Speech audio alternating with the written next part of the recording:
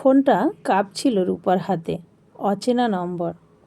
2 second, 3 second, তারপর কাঁপা গলায় hello. ওপাশ থেকে ভেসে এলো একটা শান্ত ভারী কণ্ঠস্বর। আপনি কি রূপা? রূপার বুক ধড়ফড় করছিল। জি বলছি। লোকটা বলল, আমি অর্ণবের বন্ধু। আপনাকে একটা কথা জানানো খুব দরকার। রূপার চারপাশ যেন থেমে গেল। বৃষ্টির শব্দ কেমন স্তব্ধ। অর্ণব, সে এখন হাসপাতালে। রূপার হাত থেকে ফোনটা প্রায় পড়ে যাচ্ছিল। কি হয়েছে? সে ঠিক আছে তো? ওপাশ থেকে দীর্ঘ নিঃশ্বাস। একটা অ্যাক্সিডেন্ট হয়েছিল, কিন্তু সে আপনার কথা বলছিল বারবার। বলছিল যদি কিছু হয় রূপাকে যেন সত্যিটা জানানো হয়। রূপার মাথায় তখন শুধু একটা কথাই ঘুরছে, সত্যিটা। হাসপাতালে পৌঁছে সে অর্ণবকে দেখল, শরীর দুর্বল, চোখ বন্ধ, কিন্তু তার হাতের মুঠোয় শক্ত করে ধরা ছিল একটা কাগজ। রূপা কাগজটা খুলে পড়ল।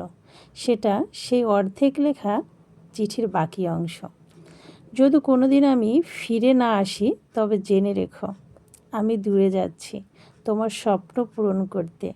আমি চাই তুমি গর্ব করে বলতে পারো, এই মানুষটা শুধু ভালোবাসেনি, নিজেকে প্রমাণ করেছে। রূপার চোখ ভিজে গেল। সে বুঝল অর্ণব তাকে ছেড়ে যায়নি, সে লড়াই করছিল। ঠিক তখনই অর্ণবের আঙ্গুল নড়ে উঠল। ধীরে ধীরে তার চোখ খুলল। রূপা ফিসফিস করে বলল, আমি এখানে, আমি কোথাও যাইনি। অর্ণব মৃদু হেসে বলল, আমি জানতাম তুমি অপেক্ষা করবে।